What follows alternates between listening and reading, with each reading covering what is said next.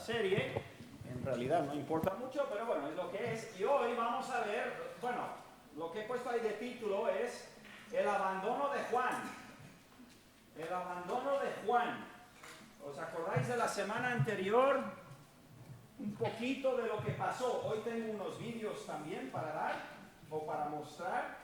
Así que espero que sea no solo de instrucción, que es parte del propósito de los mensajes, es instruir, pero también de inspiración, que parte del mensaje es que el Espíritu Santo inspire a obedecer, ¿no? Y a hacer caso a lo que Él nos da. Entonces, haciendo un brevísimo repaso, porque quiero que vosotros tengáis una idea muy clara al final de los viajes misioneros de Pablo, que es algo que yo en mi vida había estudiado con mucho detalle. Entonces yo estoy aprendiendo bastante y espero que pues así puedo compartir con vosotros, y si alguien os pregunta o simplemente estáis leyendo acerca de los viajes de Pablo, puedas entender un poquito por dónde van. Entonces, de momento, en el primer viaje tenemos la salida de Antioquía, la iglesia de los gentiles. De Antioquía bajan a Seleucia, que es el puerto de Antioquía, que estaba a unos kilómetros. De ahí cogen el ferry, me imagino, y van hasta Chipre, hasta la isla de Chipre, que era donde había nacido Bernabé. ¿Cuántos van en este primer viaje? ¿Cuántos hay? 1, 2, 3, 4, ¿cuántos? 3. ¿Quiénes son?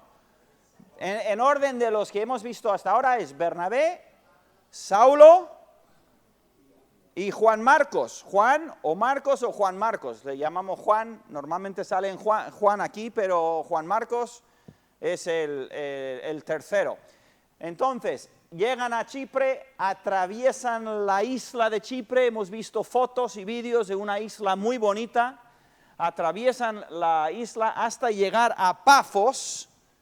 Desde Salamina van a Pafos, y en Pafos se encuentran con la primera, digamos, oposición. Hoy hemos visto de oposición en la segunda sesión.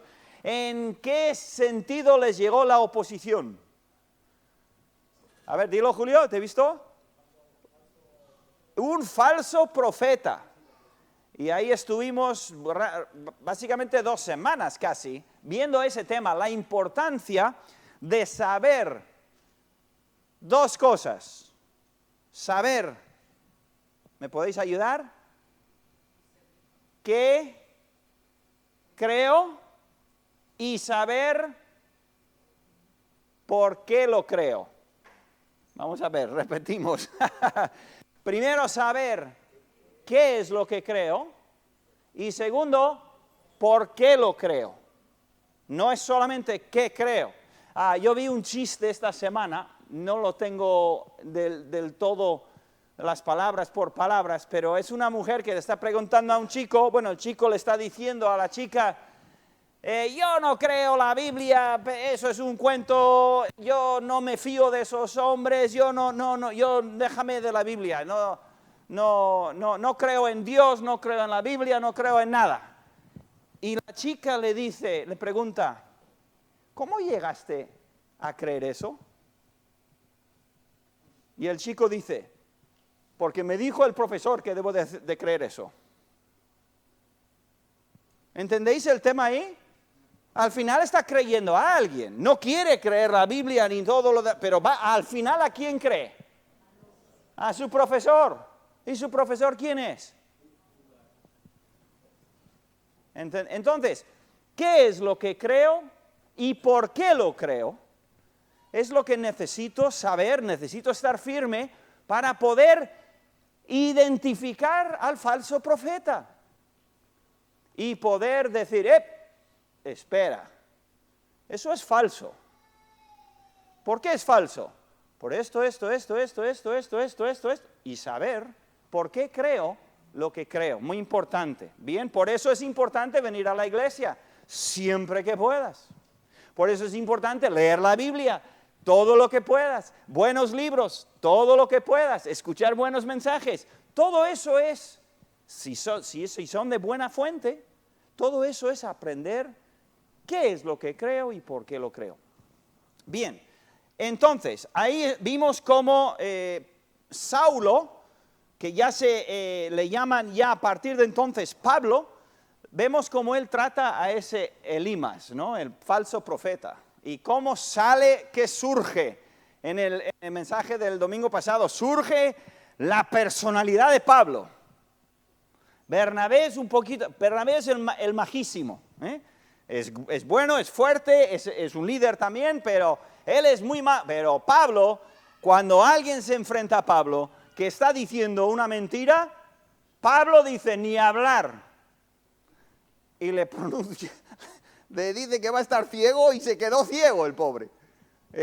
Y no podía ni siquiera ver nada. Entonces surge la persona de Pablo. Y a partir de este momento, el líder del grupo y el líder del cristianismo saliendo ya a todo el mundo, de alguna manera ya es Pablo. Es su nombre romano, su nombre hebreo siendo Saulo. Bien, entonces vamos a tomar el pasaje en el versículo 13.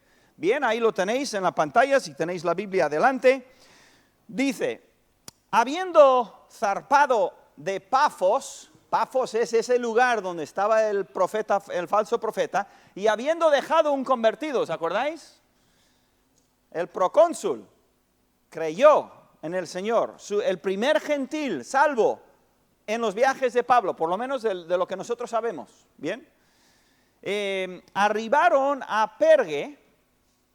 ¿Se dice Perge o Perge? Perge, vale. Arribaron a Perge de Panfilia. Y ahí dice, pero Juan, apartándose de ellos, volvió a Jerusalén. Vamos a ver primero, antes de mirar un poco ese tema de Juan, vamos a ver un poquito de Perge. ¿Ven? Perge está a unos 300 kilómetros al norte en el mapa que habéis visto, y tengo un vídeo que si toca, lo vamos a ver, creo que son 2 o 3 minutos, de lo que tú puedes ver de Perge si vas allí. Bueno, hay un pueblo nuevo, pero si vas a las ruinas, podemos ver exactamente dónde estaban Pablo y sus compañeros. Bien, esa es una foto, y podéis ver ahí pues una calle romana con todas las columnas, y luego hay un anfiteatro ahí arriba, y luego un montón de ruinas. Entonces, gracias. Entonces, ahora tenemos un vídeo que no hay sonido, pero no hace falta, yo creo. Vamos a verlo nada más. Este señor está, creo que es vídeo o fotos, creo que es una combinación. Y ahí podéis ver también las columnas de la ciudad antigua. Esto es Turquía, ¿vale? Hoy en día esto es Turquía, Asia Menor. Y esas columnas romanas que quedan todavía normalmente están tiradas al suelo, y las levantan y las preparan para intentar indicar cómo era antes. Estos caminos, estas calles romanas, todo esto es Perge. Y aquí sucede algo muy importante en este pueblo. Solamente sabemos una cosa, y es significativa. Bien, vamos a verlo. Yo creo que, no sé si podéis ver ahí lo que tiene, pero yo creo que son 2 minutos. En ruinas y veremos otro vídeo después.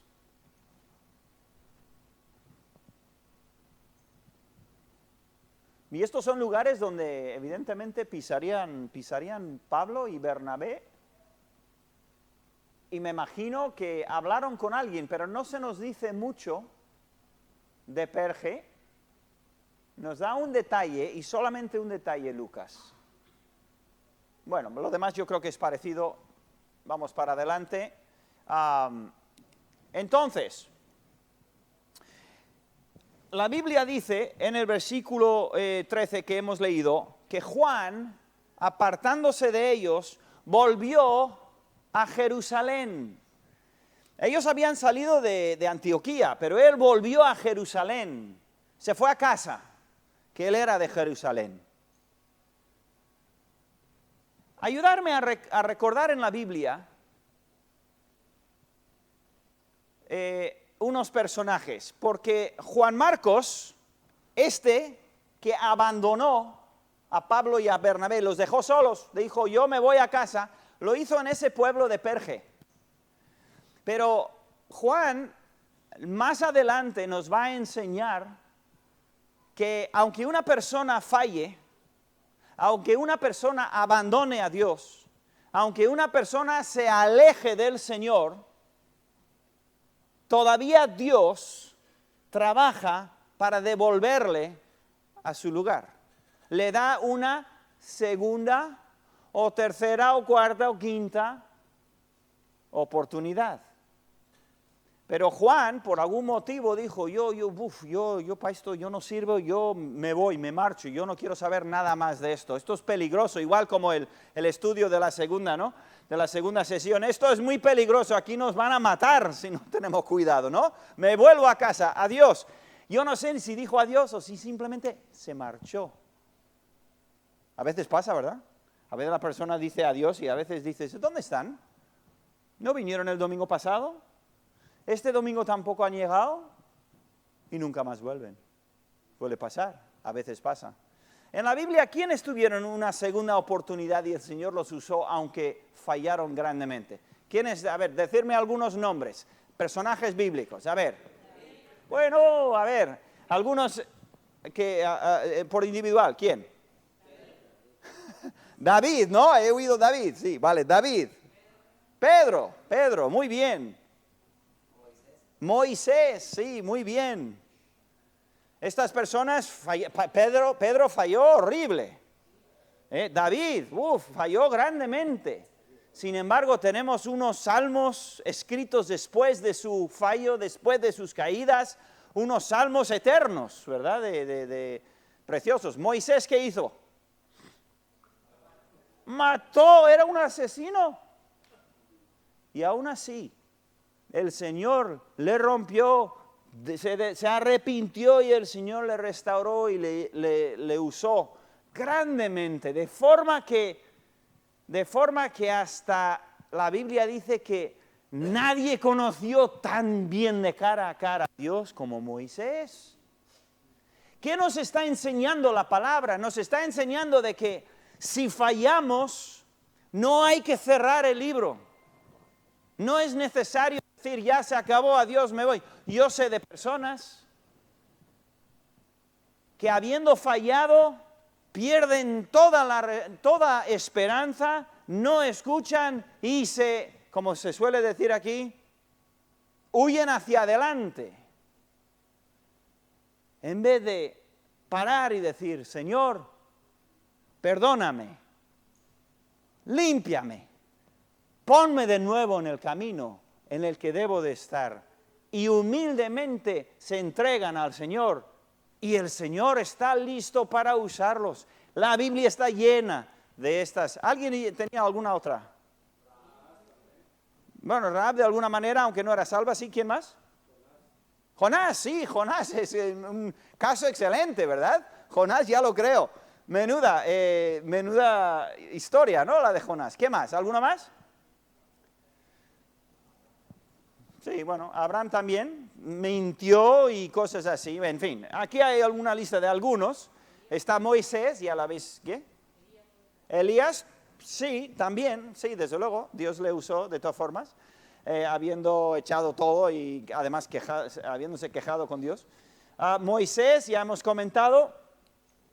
Sansón, ¿Dios usó a Sansón o no? Después de fallar, sí, hubo consecuencias que no se borraron, pero Dios le usó grandemente.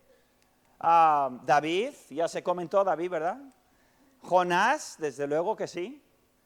Y creo que Pedro es quizás y bueno, sí, he añadido al final todos los apóstoles, ¿no? ¿Qué hicieron los apóstoles en la crucifixión? Se fueron todos corriendo. Le abandonaron todos. Y el Señor dijo, adiós, no os quiero ver, ya no me servís para nada. ¿Qué va? Los restauró. Y volvieron y fueron útiles todos los apóstoles. Por supuesto, con excepción de Judas. Muy bien, la Biblia, un versículo que nos dice algo que ya sabemos. Esto no sé por qué se me está duplicando. Ahí. Juan 1, 1 Juan 1:9. Si confesamos nuestros pecados, ¿eso qué es? Eso es arrepentirnos, exacto. Eso es lo que es. Confesar quiere decir junto con. Confesar quiere decir, yo estoy de acuerdo con lo que Dios dice acerca de mí. Señor, tienes razón, soy pecador, he fallado, perdóname. Él es fiel y justo para perdonar nuestros pecados y limpiarnos de toda maldad. Y no tiene fecha de caducidad. Menos mal. Se puede decir, mientras hay vida, hay esperanza. Eso es. Y eso se aplica de muchas maneras. Si estás aquí en esta mañana y tú no conoces a Dios personalmente, no es tu Padre Celestial, no es el Señor tu amigo íntimo, tú no caminas con el Señor, no le conoces. Mientras hay vida, hay esperanza.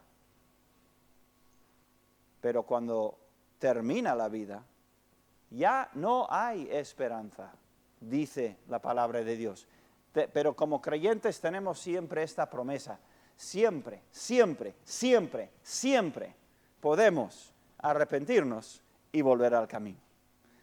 Gloria a Dios por eso. ¿Llevas años fallando? ¿Años sin avanzar? A mí me da mucha tristeza ver a creyentes que año tras año están en el mismo sitio y no crecen y no sirven y no ¡Qué triste! Con todo lo que Dios puede hacer con una persona rendida a Él. Y hay algunos que siguen y ¿qué estás haciendo ahora? Pues estoy fallando igual que hace 10 años, ¿no? Y es años sin cambiar. Que Dios nos ayude, porque la promesa sigue ahí. Y Juan Marcos es un ejemplo para todos nosotros, y lo veremos más adelante. El ejemplo de Juan Marcos nos dejará a todos sin excusa, porque es una excusa, cualquier razón, por no volver a Dios. ¿Vale? Entonces, dejemos allí, Juan se marcha. Y ya quedan solo 2. Me imagino que tristes, porque se ha ido uno, pero siguen para adelante Pablo con una misión muy clara: predicar el Evangelio donde pueda. Y el siguiente lugar, versículo 14, el siguiente lugar dice, ellos pasando de Perge, lo único que sabemos de Perge es que abandonó Juan ahí. No sabemos más. Nada. No tenemos ni idea qué otra cosa pudiera haber pasado. Llegaron a Antioquía de Pisidia. Y esto, claro, Lucas nos dice que es una Antioquía, no es la Antioquía de donde salieron, evidentemente. Antioquía era un nombre común, haciendo honor a creo que eran, no faraones, emperadores, y era bastante común. Y dice que entraron en la sinagoga en un día de reposo y se sentaron. Ahora, ¿por qué hicieron eso? Pablo al principio tenía una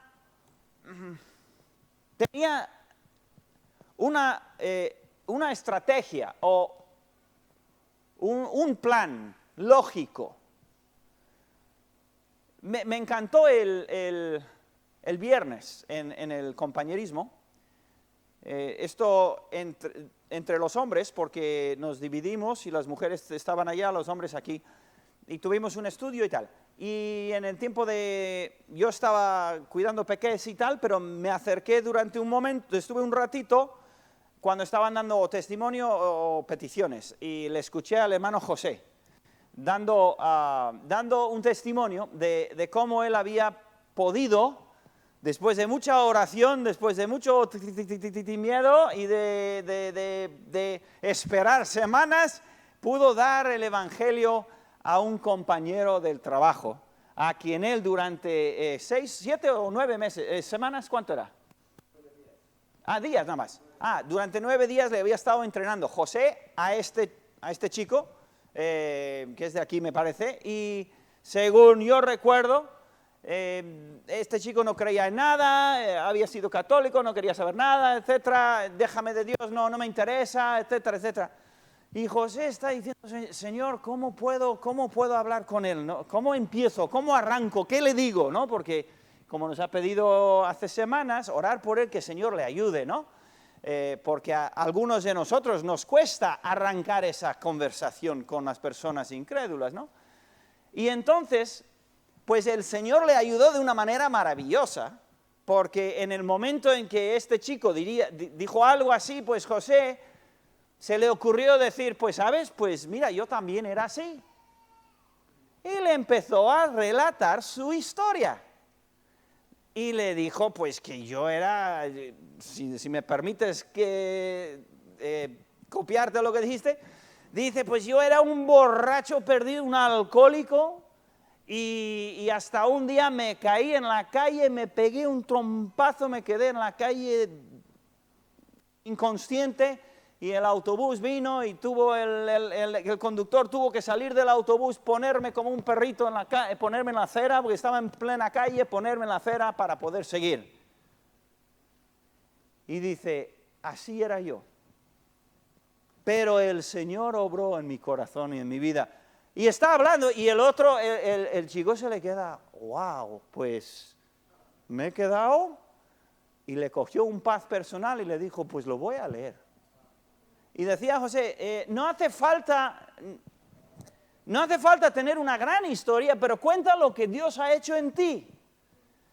A veces vale contar lo que Dios ha hecho en otros, pero la gente va a fijarse mucho más si tú les dices lo que Dios ha hecho en ti. ¿Qué es lo que crees y por qué? Pues mira, porque Dios a mí me ha hecho. Y eso es poderosísimo, eso es lo que hacía Pablo, lo vamos a ver en meses por delante. Vamos a ver que él decía, cuando llegaba muchas veces su testimonio era lo que le había pasado a él, ¿no? Entonces, Pablo, cuando entra a las ciudades, hace algo muy lógico, y se va a la sinagoga donde están los judíos, porque él es judío, él conoce a los judíos. ¿Dónde más voy a ir? Pues voy a ir primero a la sinagoga, que ahí es donde la gente se acerca para adorar a Dios. Y desde allí él empieza a ver qué es lo que va a hacer, ¿no? Depende de la situación, pero su primer paso es de ir a la sinagoga. Bien, vamos a ver un vídeo ahora de Antioquía. Curioso el vídeo, ¿vale? A ver si me funciona. Ver vídeo, gracias. Ay. Este sí que podéis poner en sonido si queréis, y yo traduciré un poco. Several cities in the ancient world were called Antioch, named in honor of members of the ruling dynasty who bore the name Antiochus. Entonces, This city was called Pisidian Antioch, es el verde. Él está Antioch near describiendo Pisidia, su viaje a city in the y Roman nos muestra province dónde of está, Galatia, ¿vale? and hence the book in the New Testament, Galatians. Es en la zona de Galacia, y el libro de Gálatas se escribe a esta región, y él está, también creo que son 3 minutos o así, y él está describiendo diferentes partes de la ciudad antigua, camino romano. The city of Antioch was founded in the first half of the 3rd century BC. Esto se fundó en el siglo III antes de Cristo, dentro del tiempo romano. Visited Antioch on their first missionary journey, and they would have reached Y aquí this fue Pablo intersection en su primer after they had left viaje Perga. misionero. Había un teatro, The theater was built during the Hellenistic period se and creó en el enlarged in the tiempo, late 3rd or 4th century AD. se hizo mucho más grande en el siglo IV, o sea, ya después de Pablo, pero en tiempos de Pablo creo que era, There are two se architectural sentaban renderings of 15,000 what personas, the creo theater que. probably looked like. Ahí se puede ver cómo se Seated vería 15,000 back in that day. en ese tiempo. Típico teatro romano. Here's an artist's conception of the imperial sanctuary. Este sería This temple el to templo de Emperor Augusto. built on the highest point También, of the o sea, todo esto estaba así cuando llegó Pablo. Era un sitio, city. This was the foundation este es of that temple. el fundamento As de you donde can estaba see, ese trono para foundation was all Augusto. rock substructure. Y todo estaba construido encima de la These slots piedra. carved out of the hillside Esos agujeros were for the mantenían beams los, supporting the second floor. los maderos que sostenían el segundo piso. Aquí está la calle Small principal. shops A la izquierda lined the podéis street. ver esos nichos, o no son nichos, eran tiendas puestos de todo, de zapatos, de comida, de lo que fuera. Era muy típico romano eso. Wild growing poppies predominate Y some yo of creo the que- landscape.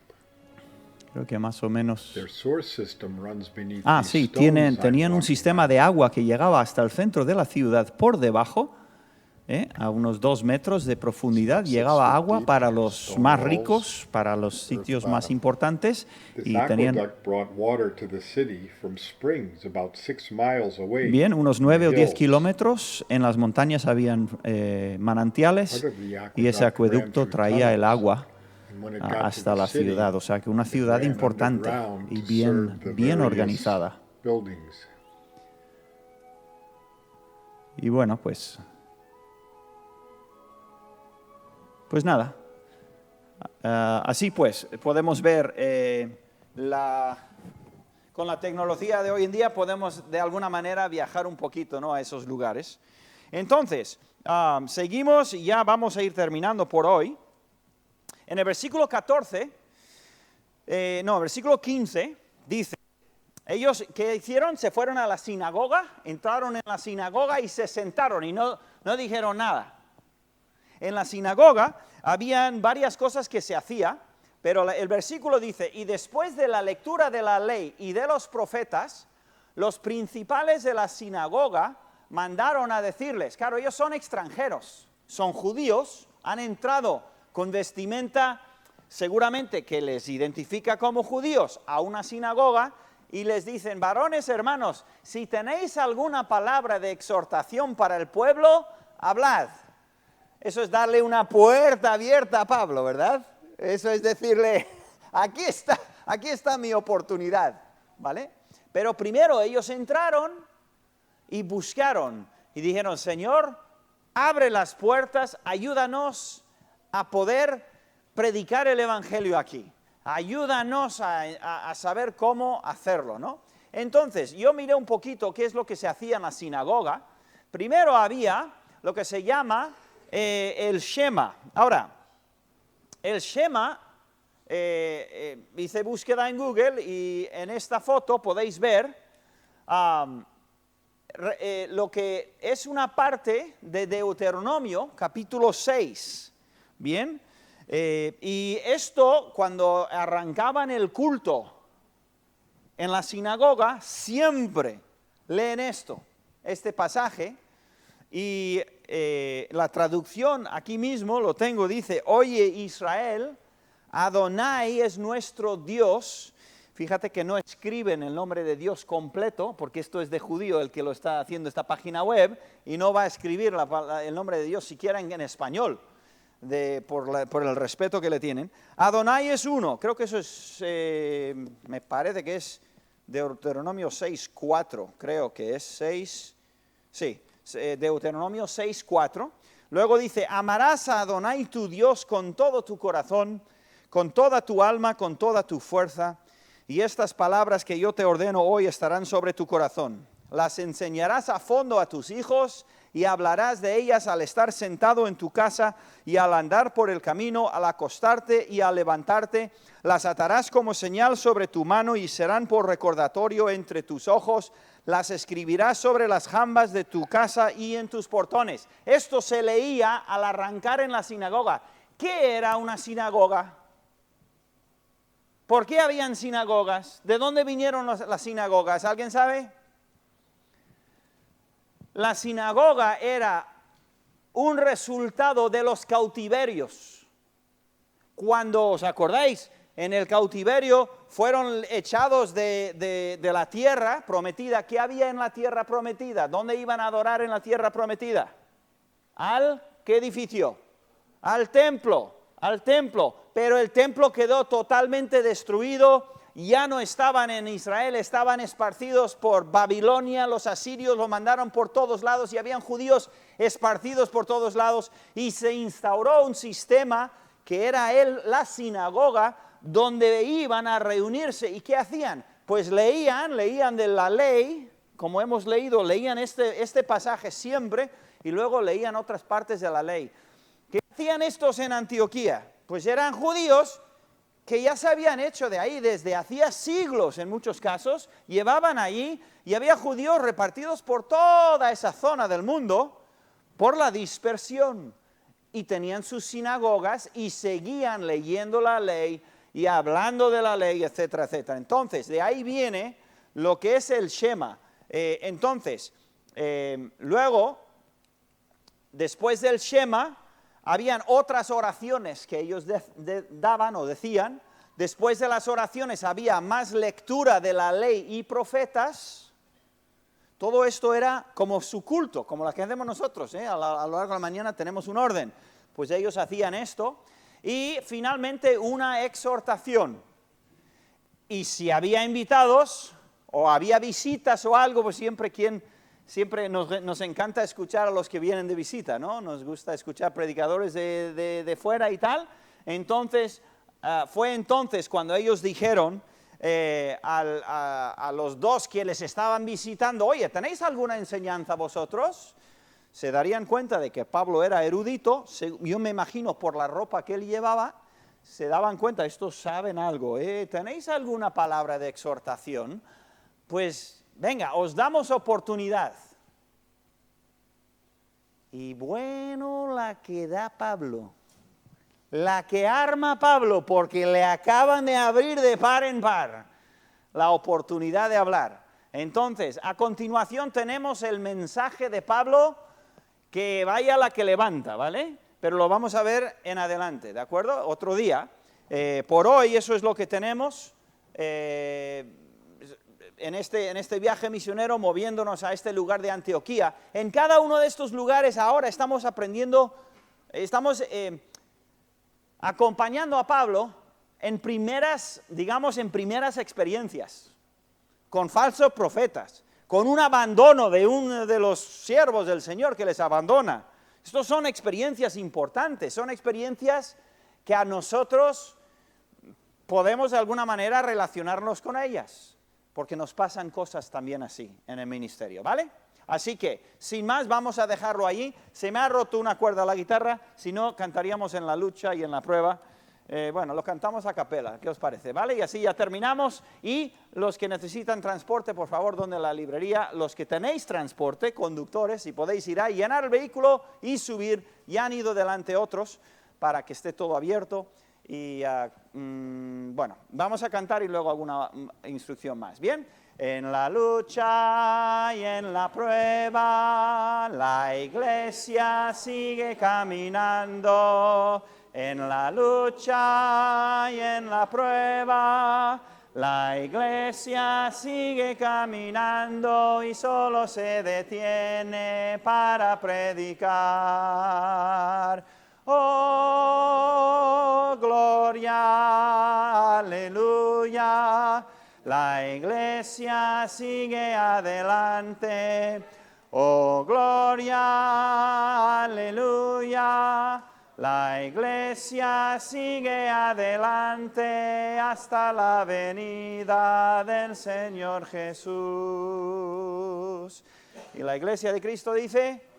Amén. Le acompañamos a Idalia.